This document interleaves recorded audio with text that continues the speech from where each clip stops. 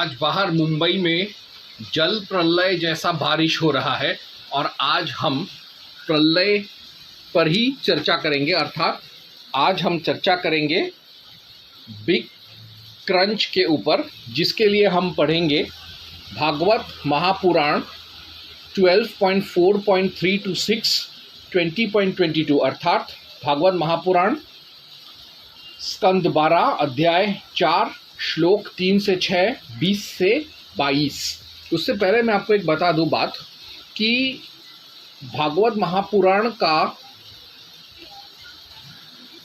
12वें स्कंद का चतुर्थ अध्याय जो है, पूरा चतुर्थ अध्याय 1 से लेके यूं जाते हुए पूरा 24 श्लोकों तक प्रलय का उल्लेख करता है। तरह तरह के प्रलय होते हैं।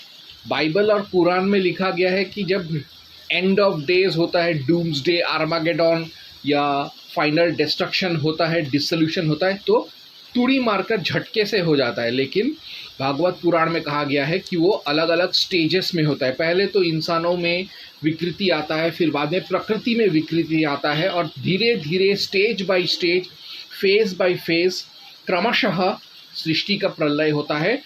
कम से कम 4-5 से 10 तरह के स्टेजेस हैं, उसके बाद ही पूरा सृष्टि शून्य हो जाता है। और बाइबल और कुरान में प्रलय से पहले, प्रलय के वक्त जो आणविक या परमाणु स्तर पर जो रिएक्शन होता है उसका जिक्र नहीं है, और ना ही रासायनिक जो क्रियाकल्प होता है, केमिकल रिएक्शंस होता है, उसका कोई जिक्र नहीं है। उसका जिक्र सिर्फ और सिर्फ भागवत पुराण के 12वें स्कंद के चतुर्थ अध्याय में है, वो भी एकदम बारीकी के साथ। लेकिन हम उन सारे परमाणु और आणविक या परमाणु स्तर के रिएक्शंस के बारे में नहीं पढ़ेंगे बिग क्रंच के समय, या हम उसके जो लक्षण हैं या उसके जो रासायनिक क्रियाकल्प हैं उन बिग क्रंच के समय उसको नहीं पढ़ेंगे। हम सिर्फ बिग क्रंच अर्थात बिग डिसोल्यूशन, फाइनल डिसोल्यूशन या प्रलय के बारे में पढ़ेंगे, जिससे हम साबित कर सकें म्लेच्छों को कि प्रलय या बिग क्रंच 1500 बिफोर क्राइस्ट में ही, कुरान और बाइबल से पहले ही, तोरा से भी पहले भागवत पुराण में दिया हुआ है। तो हम श्लोक देखते हैं।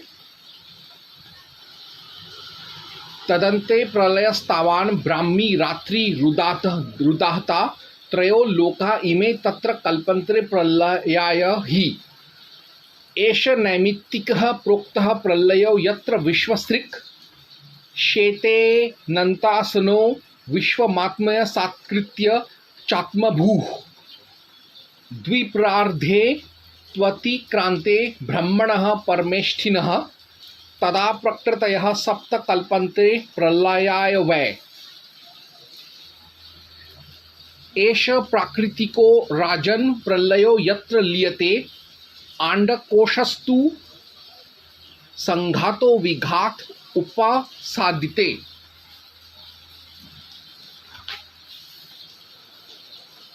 न यत्र वाचो न मनो न सत्वं तमो रजो वा महदादयोमि न प्राण बुद्धिन्द्रिय देवता वा न सन्निवेशः खलु लोककल्पः न स्वप्रजाग्रन्न च तत् सुषुप्तं न खं जलं भूरनीलोऽग्निर्करः संसुप्तवच्छून्य वद प्रतकर्यं लयः प्राकृतिको ह्येष पुरुषाव्यक्तो यदा शक्तयः संप्रलीयन्ते विवशाः काल विद्रुताः।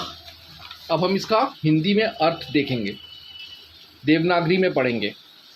कल्प के अंत में उतने ही समय तक प्रलय भी रहता है।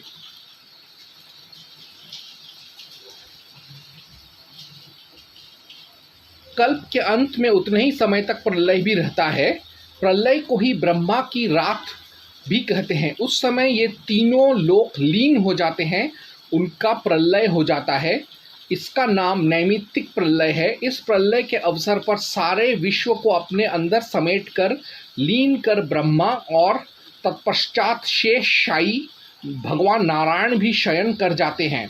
इस प्रकार रात के बाद दिन और दिन के बाद रात होते होते जब ब्रह्मा जी की अपनी मान से 100 वर्ष की और मनुष्यों की दृष्टि में 2 परार्ध की आयु समाप्त हो जाती है, तब महत्तत्व, अहंकार और पंचतन मात्रा ये सातों प्रकृतियां अपने कारण मूल प्रकृति में लीन हो जाती हैं। ये देखिए यहाँ पर 2 बार कहा गया है लीन हो जाती हैं, यानी सब कुछ समेट कर ईश्वर में ही प्रविष्ट हो जाता है। राजन, इसी का नाम प्राकृतिक प्रलय है।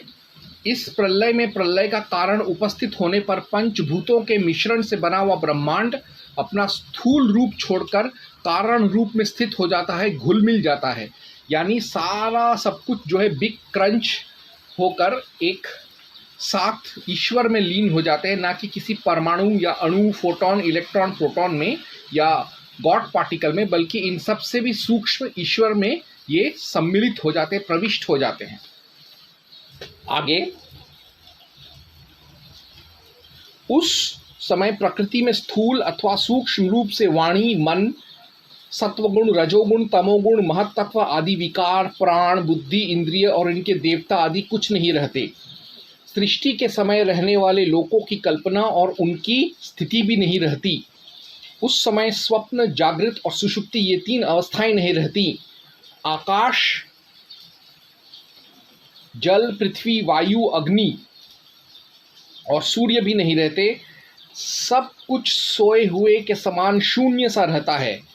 उस अवस्था का तर्क के द्वारा अनुमान करना भी असंभव है। इस अव्यक्त को ही जगत का मूलभूत तत्व कहते हैं। इसी अवस्था का नाम प्राकृत प्रलय है। उस समय पुरुष और प्रकृति दोनों की शक्तियां काल के प्रभाव से क्षीण हो जाती हैं और विवश होकर अपने मूल स्वरूप में लीन हो जाती हैं। यानी सब कुछ लीन हो जाता है, मिल जाता है परम तत्व ईश्वर में, और पूरा सब जो सृष्टि है वो शून्य सा रहता है। यहाँ पे देखिए कहा गया है शून्य को शून्य कहा गया है। और दूसरी जगह पर ये है आपका 12 स्कंद का भागवत महापुराण 12.4.10 में शून्यान कहा गया है, यानी सब कुछ शून्य बन जाता है, जीरो बन जाता है, कुछ नहीं रहता, सब कुछ ईश्वर में मिल जाता है। तो ये है हमारे हिंदू दर्शन के हिसाब से, पौराणिक दर्शन के हिसाब से